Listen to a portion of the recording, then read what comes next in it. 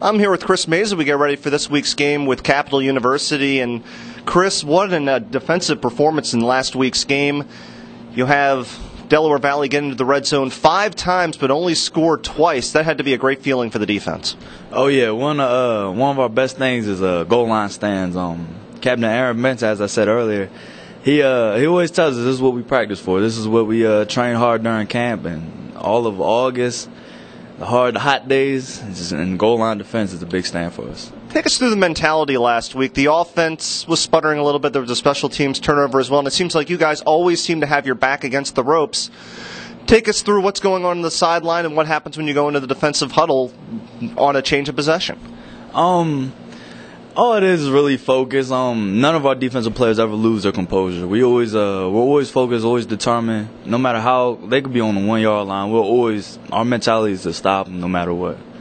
You guys taking pride in the fact that I believe it's now 2 stops inside the 3 yard lines where the other team gets nothing out of it. Oh yeah, we love that feeling, especially if we block the field goal or they miss it. Like they did all that work, did all that extra yardage for nothing. That's how we feel when we stop. The front four has been outstanding this year. Obviously, your numbers speak for themselves, but talk about some of your cohorts, especially you look at the defensive tackles who have really stepped up this year. Eric Adams and Paul Gilstrap, big leaders. They didn't start necessarily last year. They did show playing time.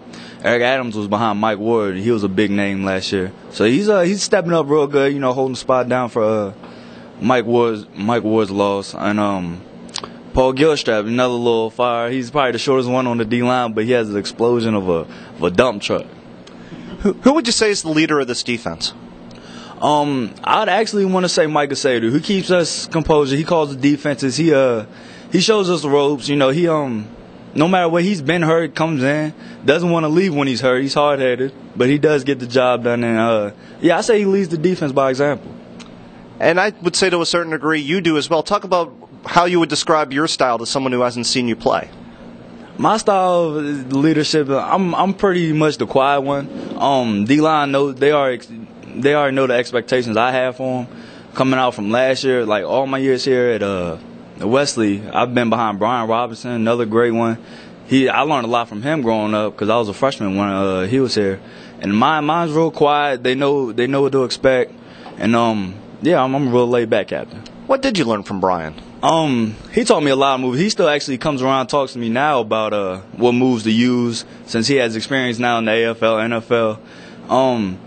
I learned a lot. One thing is leadership. He wasn't a captain here, but the D-line respected him. Well, this week you get another challenge after Delaware Valley this week. Now you head out to the Midwest and take on a Capital University team that has struggled a little bit offensively, but you never quite know with these guys when they're going to explode. What are you expecting to see today from the Crusaders? We expect more run. They're going to really try to pound the ball down to us. Passing-wise, passing would look pretty decent, but I believe they're a strong and run team. They got a big back, number 33, big boy. He can run the ball.